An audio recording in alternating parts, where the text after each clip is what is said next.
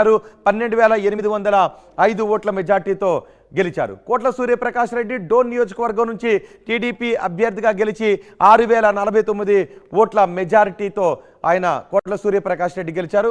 మిగిలిన నియోజకవర్గాల్లో కూడా వివరాలు చూద్దాం. కడప జిల్లాకు వెళ్దాం. కడప జిల్లాలో మొత్తం 10 అసెంబ్లీ నియోజకవర్గాలు ఉన్నాయి. టీడీపీ 5 చోట్ల గెలిచింది, జనసేన 1 చోట గెలిచింది, బీజేపీ 1 చోట గెలిచింది, వైసీపీ 3 చోట్ల గెలిచింది. కడప జిల్లాలో దాసరి సుధా బద్వేల్ నుంచి వైసీపీకి విజయాన్ని అందించారు 18,567 ఓట్ల మెజార్టీతో. అమర్నాథ్ రెడ్డి రాజంపేట నియోజకవర్గం నుంచి వైసీపీ అభ్యర్థిగా గెలిచారు, 7,016 ఓట్ల మెజార్టీతో గెలిచారు. మాధవిరెడ్డి కడప నుంచి టీడీపీ అభ్యర్థి మాధవిరెడ్డి గెలుపొందారు, 18,860 ఓట్ల మెజార్టీని సొంతం చేసుకున్నారు మాధవిరెడ్డి. అరవ శ్రీధర్ రైల్వే కోడూరు నియోజకవర్గం నుంచి గెలుపొందారు, అరవ శ్రీధర్ మెజారిటీ 11,101 ఓట్ల మెజార్టీని సొంతం చేసుకున్నారు. రామ్ ప్రసాద్ రెడ్డి రాయచోట్ నుంచి గెలుపొందారు, టీడీపీ అభ్యర్థిగా 2,495 ఓట్ల మెజార్టీతో రాయచోట్ నుంచి టీడీపీ అభ్యర్థి గెలుపొందారు.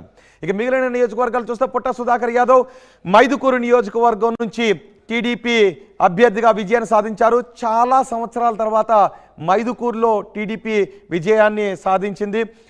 మెజారిటీ 20,950 ఓట్ల మెజార్టీతో పుట్ట సుధాకర్ యాదవ్ టీడీపీకి విజయాన్ని అందించారు. ఇక వరదరాజుల రెడ్డి ప్రొద్దుటూరు నియోజకవర్గం నుంచి టీడీపీకి విజయాన్ని అందించారు, 22,744 ఓట్ల మెజార్టీని టీడీపీకి అందించారు.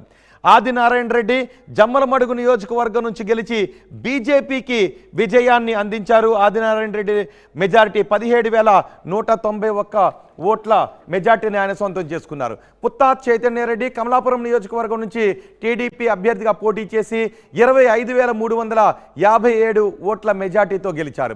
ఇక వైఎస్ జగన్మోహన్ రెడ్డి వైసీపీ అధినేత మాజీ ముఖ్యమంత్రి పులివెందుల నియోజకవర్గం నుంచి ఆయన 61,687 ఓట్ల మెజార్టీతో వైఎస్ జగన్మోహన్ రెడ్డి గెలిచారు.